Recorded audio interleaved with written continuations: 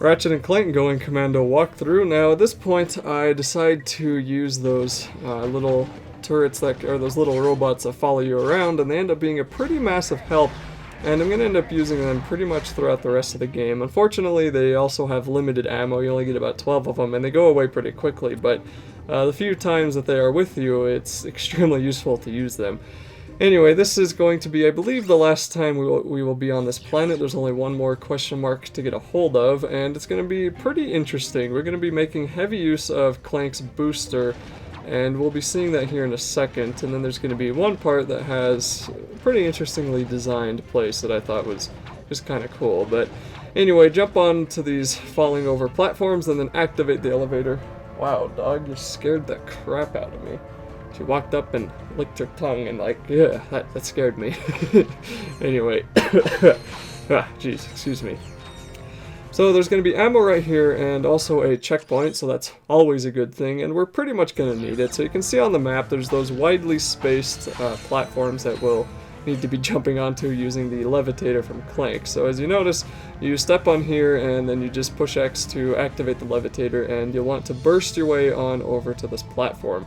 If you burst your way, you won't use nearly as much fuel, and I think if you held the X button you probably could still make it on one fuel tank no problem, but bursting your way is just a little bit safer.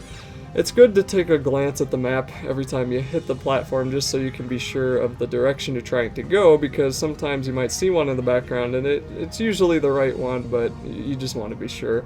So then we're going to be heading over toward that ship over there, and I open up the map just to be sure so we can see the big ship shape on the map, and then we can burst on over here, and we're going to be seeing our first couple of enemies. Now the enemies we could pretty much ignore if we wanted to, but why would you give up that experience? So use whatever means you have to take them out, and I'm going to be using these turret guys because they're pretty awesome, and again, I don't think I actually managed to get them leveled up before I beat the game, and it really seems you're not meant to level up all of the weapons on your first playthrough. You're meant to level them all up on your second playthrough, and even then I'm sure that it requires grinding for a few of them, but I'm pretty sure some of the tougher enemies wouldn't be too difficult to level up some of the other weapons that you neglected later. But anyway, I'm just taking a look around this place to make sure that there's going to be no surprises in the form of enemies. And then I'm going to walk on into here, and we'll just need to jump onto this levitator, and we'll have to go through those two electric beams so we can get to the next platform. Now I think if you die, you go all the way back to that original continue point, so it's a little bit brutal. Try not to die, and that can be easier said than done, obviously, but the main danger here is just falling off, and it is a very real possibility an enemy will push you off the edge. So try your best to avoid being near the edges when fighting, and if you can, put your back to something solid like that house on top of that airship, for example. So anyway, we'll just need to burst on over here. For some reason that one was pretty close as far as fuel goes, and all my little bots ran out, but we're going to be running into mainly these little tiny enemies here anyway, so it's not a big deal.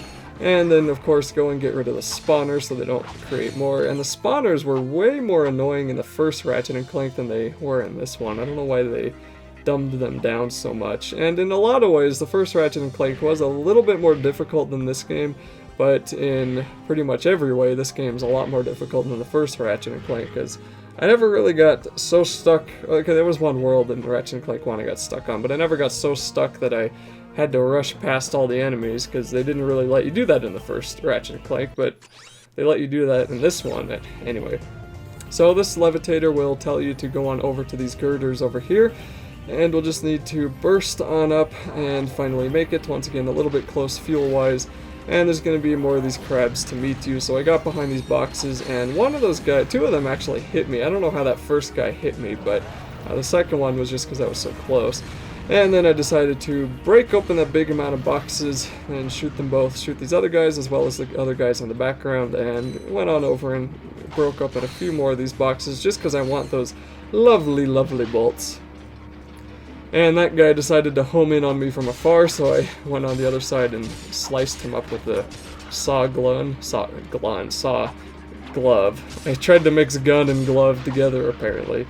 Anyway, with a saw blade weapon, and I think that's getting close to all the enemies on here. Now, this is the part that I thought was pretty interestingly designed, because there's a levitator pad on this end of the platform, and you need to use it pretty much perfectly to get to the very top of those boxes that I was staring at there a second ago.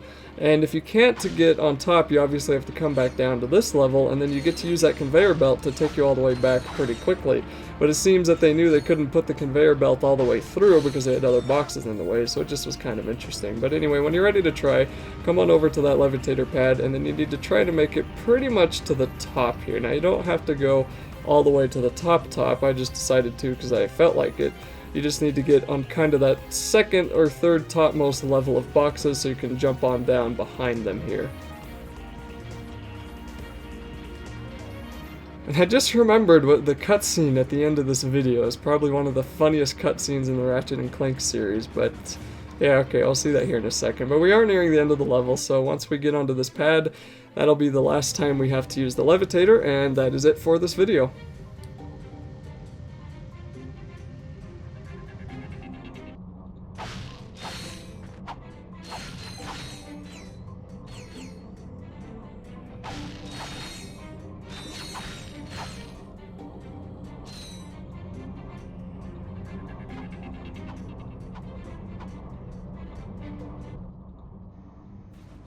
Go ahead. You'd be doing me a favor. Sure. Oh, sorry. It's just, I thought you were one of them. Dear, dear, what I'd give for even an ounce of their feral ignorance. A burden often accompanies self-awareness, sir. Living with the abject savagery of one's own kith and kin is quite more than one can bear sometimes. No, the torment of it all. I understand. I, too, am of a series designed to destroy. Oh, in that case, I have something that may interest you. But may I first humbly request a meager few bolts for food?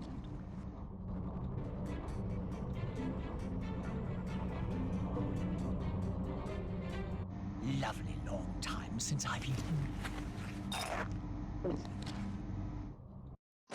This is Ratchet reporting live from Algon City, where Protopet Mania is in full swing. For those who've spent the past week in hypersleep, the Protopet is Megacorp's wildly popular bioengineered pet. Adorable, non-allergenic, and housebroken, fans of the creature have dubbed it the perfect companion.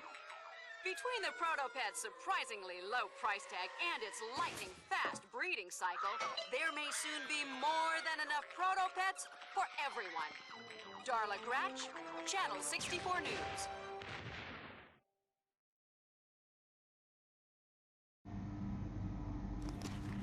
The entire population of that planet will be devoured. Unless we get there in time.